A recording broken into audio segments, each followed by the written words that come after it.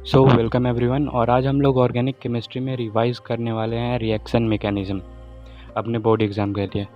तो चलिए शुरू करते हैं। तो इसमें सबसे पहले जो हम लोग पढ़ेंगे वो है steps of organic reaction. The first step of organic reaction is bond fission, second one is intermediate which is formed after bond fission, and third one is attacking reagent. तो फर्स्ट स्टेप है bond fission, second step है intermediate, और जो third है वो है attack of reagent. तो चलिए सबसे पहले हम लोग पढ़ते हैं बॉन्ड फिजन। तो the separation of bonded pair of electrons towards both atom और towards one atom is called bond fission.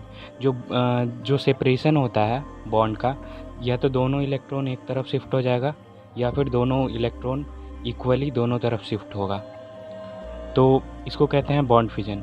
अब हम लोग पढ़ते हैं टाइप्स ऑफ बॉन्ड फिजन।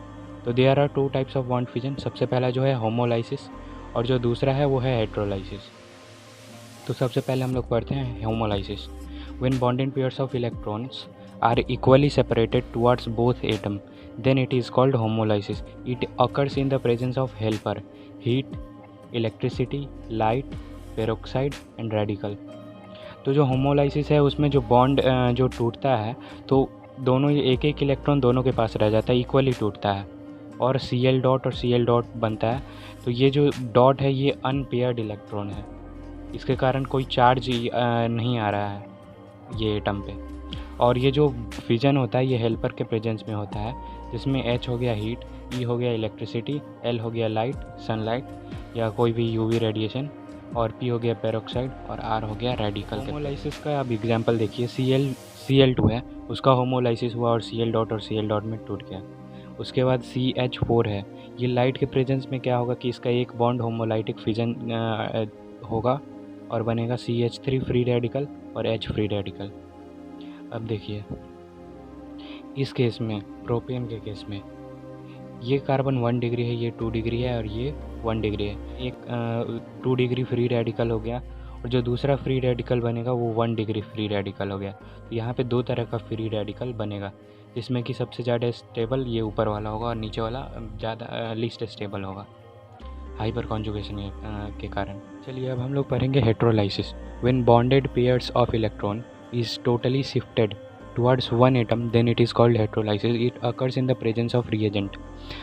जो हेट्रोलाइसिस है इसमें क्या होता है कि जो बॉन्ड वेयर का इलेक्ट्रॉन है वो या तो दोनों इलेक्ट्रॉन एक ही तरफ शिफ्ट हो जाता है, जिसके कारण पॉजिटिव चार्ज कैटायन फॉर्म होता है और एक एनायन फॉर्म होता है। ये हेट्रोलाइसिस फिजन जो है ये रिएजेंट के प्रेजेंस में होता है।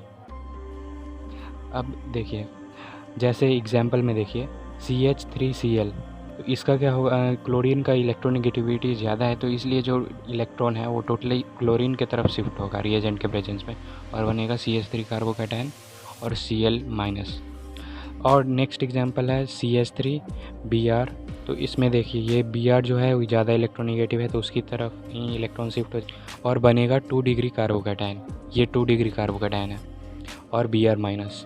जैसे अब नेक्स्ट एग्जांपल है मीथेन का। मीथेन में क्या होगा कि कार्बन का इलेक्ट्रोनेगेटिविटी ज़्यादा है, तो जो इलेक्ट्रॉन है इसके तरफ शिफ्ट हो जाएगा और बनेगा CH3- और H+। ये कार्बो एनायन हो गया। अब हम लोग पढ़ेंगे rearrangement of positive ion after हेट्रोलाइसिस।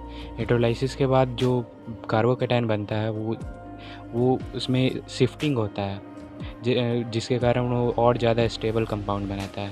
जैसे ये हो गया, इस कंपाउंड में देखिए ये जो Cl है ये ज़्यादा इलेक्ट्रोनेगेटिव है, तो इसके तरफ बॉन्ड शिफ्ट हो गया और Cl- और बना और यहाँ पे पॉजिटिव चार्ज आ गया। तो ये देखिए ये जो कार्बन है ये 1 डिग्री है और ये जो है ये डिग्री कार्बन है और ये 1 डिग्री। तो क्या होगा कि यहाँ से जो H-, ये H क्या करेगा कि एक इलेक्ट्रॉन इस कार्बन का लेकर के H- बन के यहाँ पे शिफ्ट हो जाएगा इस कार्बन पे, और यहाँ से क्योंकि इलेक्ट्रॉन लेकर गया है तो यहाँ पे पॉजिटिव चार्ज आ जाएगा। तो अब ये कंपाउंड बन जाएगा हाइड्राइड शिफ्ट 1,2 हाइड्राइड शिफ्ट। तो अब ये कार्बोकैटायन बन जाएगा। अब ये कार्बोकैटायन देखिए ये 3 डिग्री है, इसके तीनों तरफ CH3 ग्रुप है, ये 3 डिग्री हो गया और ये ज़्यादा स्टेबल है, 9 हाइपर कॉन्जुगेटिंग स्ट्रक्चर्स।